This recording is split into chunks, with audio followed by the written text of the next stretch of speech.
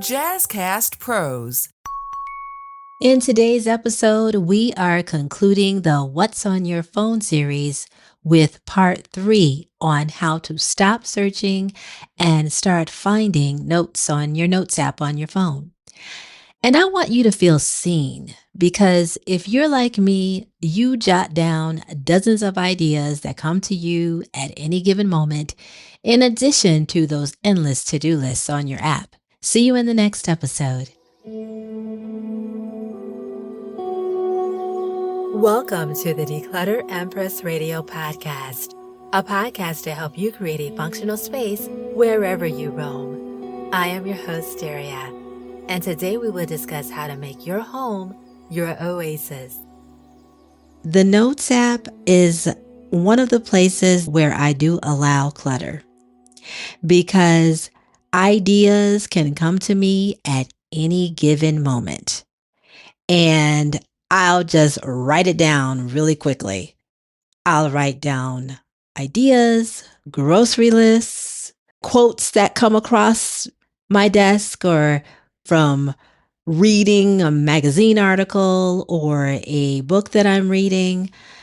That is the only thing that I will allow to be cluttered. And I think it's important to not be overwhelmed by the amount of notes that you have. And if you have anywhere from 500 to 1,000 notes on your app, regardless of the ecosystem you use, whether it's an iPhone, Google, Droid, or whatnot, do not get yourself overwhelmed by trying to consolidate all of your notes. And I will tell you from experience that it's just not worth it. You talk about wasting time. That's a waste of time. And I want to save you from having to do this because these notes that you have, sure, you probably don't remember what's in there. You don't know what's on that app at all. You probably have notes from over 5 years ago. Let it be. And a lot of the times what I find is the notes don't take up too much storage unless you have lots of graphics, pictures saved in them. But if it's just mostly words, it's not taking up much space. So don't let it bother you. However, I do want to talk about how you can use the Notes app to improve if you're concerned with productivity, which I don't concern myself with too often. I'd rather say that I like to have action steps to accomplish a task more so than productivity. I mean, I guess it's the same, but I don't want to get into how to improve your productivity and do things faster. But I do think it's important to locate files faster, locate notes faster. And I don't want to contradict myself by saying that, but um, I don't want to get so much into how to move so fast and get things done. That's not what this episode is about. But I do think it's important to know how to locate what's important to you so that you can spend quality and valuable time on things that are important and that are top priority for you. So I'll start with the Apple Notes because that's the ecosystem that I use. And I did a little research so that you wouldn't have to. And I think what Apple Notes and Google devices and Samsung and Microsoft OneNote have in common are hashtags. And those are some of the commonalities from the research that I've done. That's what you can use to jot down notes on your phone so you can easily locate it. Now, I can speak on Apple Notes in particular because I've started doing this. Apple has on the iPhone, there's something called smart folders. And so, for example, if you use, let's take something as basic as, I don't know, potato recipes, okay? And say you want to create a variety of different potato recipes. You want mashed potatoes, red potatoes, hot potato recipe, something like that. And what you want to do is you want to put hashtag potatoes or hashtag potatoes, hashtag recipes.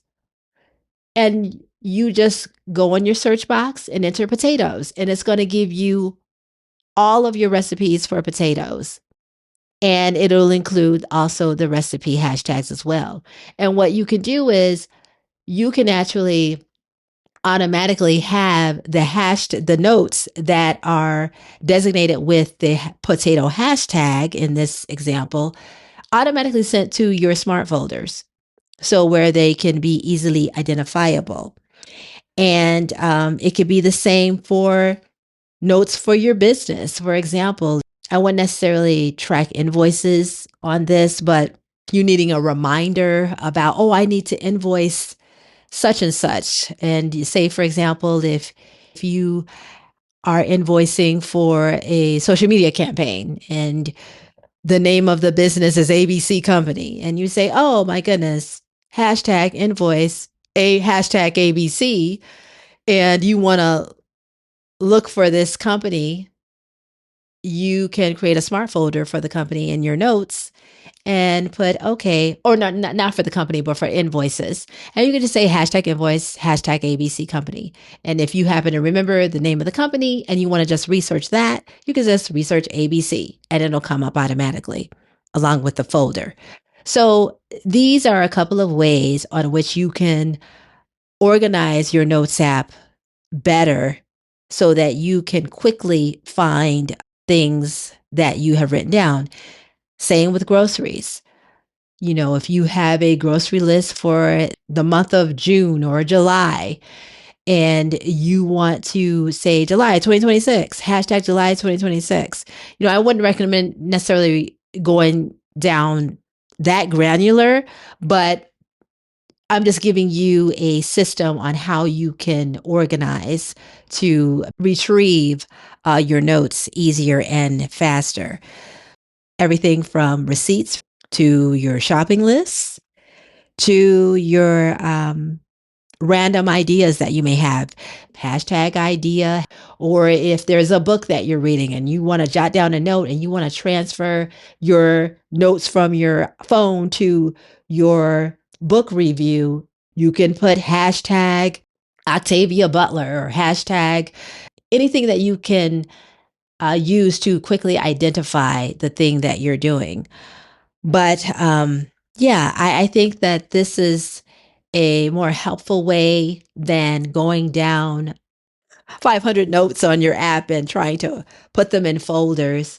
And you may not want to delete it right away. You may have a deep relationship with your notes, and it's okay. I also want to include some research that I did on how to organize your notes according to the way that you function, the way that you work. And I came across how to find the best apps according to your thinking style. So, if you are a structured person and you are into creating folders and you like rigidity, you like a rigid table, and if you are into project management and dashboards and all that, you may want to use an app like Notion. Now, I've never used these apps and I am by no way promoting these apps, and they are not sponsors for this podcast. But this is just to give you an idea of what you can use, because a lot of times these apps can get expensive. These are just ideas because, as I stated in the previous What's on Your Phone episode, these subscriptions can get expensive and pricey. And you don't want to fall into this type of predatory pricing where you're being upcharged for everything, because caveat, these apps that I'm mentioning that are outside of your default apps that are on your phone, they not only include base prices, some of them are free, but some of them, they do have base prices, and then they can upcharge for additional functions. So going back to, if you are a person who appreciates structure and you're into project management and you love folders and subfolders, you may want to look into an app like Notion, which would be best for that. Now, if you are a person who loves easy peasy and you don't want any type of friction, stick with the note apps on your phone, like Apple Notes and Microsoft OneNote, and for Android, Google Keep, and even Google Docs. Keep to that. Even if you're into making grocery lists and shopping lists and all that, you want to stick to your default apps on your phone. Now, if you're into more powerful searches like receipts and you need immediate brain dumps, you can also use a note app for an additional fee like Evernote. You can use that. But yeah, those are just additional apps that you can use. You may have, like I say, you may have to pay for these apps. I don't advise it, but if anything, I would stick with the free version. So that is the conclusion of this series of What's on Your Phone. I hope that all three parts of this, if you haven't already listened to the first two episodes, please do so, because I think they will be helpful in helping you to best organize your phone. Because they're like mini computers in our pockets, yes, but they could be overwhelming. So let me know what you think about this episode. Let me know what you thought about the series, and let me know how you are best using or organizing your phone to help you in your daily workflow. And when I say workflow, I'm not just necessarily talking about business. I'm talking about personal too, because I know a lot of times we connect workflow to our W-2 jobs, to our businesses, but I'm talking personal too, because we have hobbies, we have things, we have personal life, we have travel, we have all of this. So let me know, put a comment on Apple. If you're listening to this on Apple Podcasts, please feel free to make a comment. And I want to tell you, my subscribers, I so appreciate you. And also, if you like video content, I also have a YouTube channel called Declutter Empress Radio. And please feel free to visit that channel. There are some tips on there. And also, if you want to sign up for a virtual decluttering session, a 30-minute virtual decluttering session, please feel free to sign up there and sign up on Calendly and schedule an appointment, and I will be happy to help you out virtually and provide you with a customized checklist for your needs. So until next time, my friends, take good care, and I will see you in the next episode. Bye for now.